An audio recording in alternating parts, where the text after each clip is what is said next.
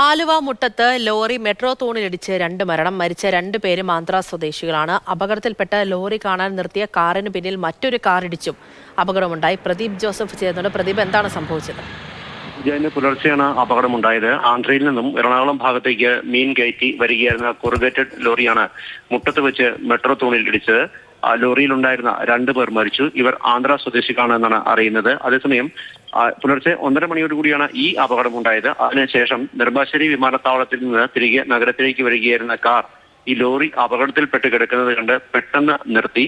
ഇങ്ങനെ പെട്ടെന്ന് നിർത്തിയ കാറിന് പിന്നിൽ തൊട്ട് പിന്നാലെ ഉണ്ടായിരുന്ന മറ്റൊരു കാർ വന്നിടിച്ചു. ഇതിൽ ഒരു കാർ യാത്രക്കാരന് നിസ്സാര പരിക്കേറ്റിട്ടുണ്ട്. അതേസമയം അപകടത്തിന് കാരണം എന്തെന്ന് പൂർണ്ണമായും വ്യക്തമല്ല. എങ്കിലും ലോറി ഡ്രൈവർ ഉറങ്ങിപ്പോയതാണ് ഇത് മെട്രോ തൂണിൽ ഇടിക്കാൻ കാരണം എന്നാണ് കരുതുന്നത്. നേരത്തെയും ഈ ഭാഗത്ത് വാഹനങ്ങൾ മെട്രോ തൂണിൽ ഇടിച്ച് അപകടം ഉണ്ടായിട്ടുണ്ട്. റോഡിന്റെ ഏതെങ്കിലും തരത്തിലുള്ള അപാകതയാണോ അതല്ലെങ്കിൽ പലപ്പോഴും രാത്രികാലങ്ങളിലാണ് അപകടം ഉണ്ടായിട്ടുള്ളതും ഡ്രൈവർമാർ ഉറങ്ങിപ്പോകുന്നതാണോ അപകട കാരണമെന്നത് വ്യക്തമല്ല.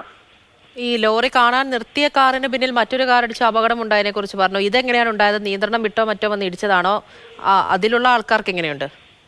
അപകടത്തിൽപ്പെട്ട് കിടക്കുന്ന ലോറി കണ്ടാണ് നെടുമ്പാശ്ശേരി വിമാനത്താവളത്തിൽ നിന്ന് തിരികെ എറണാകുളം ഭാഗത്തേക്ക് വരികയായിരുന്ന ഒരു കാർ പെട്ടെന്ന് നിർത്തിയത്. ഈ കാർ പെട്ടെന്ന് നിർത്തിയപ്പോൾ തൊട്ട് പിന്നാലെ എത്തിയ കാർ ആദ്യത്തെ കാറിൽ വന്നിടിക്കുകയായിരുന്നു. കാറിലുണ്ടായിരുന്ന ഒരു യാത്രക്കാരനാണ് നിസ്സാര പരിക്കേറ്റിട്ടുള്ളത്. ഇദ്ദേഹത്തിന്റെ പരിക്ക് ഗുരുതരമല്ല.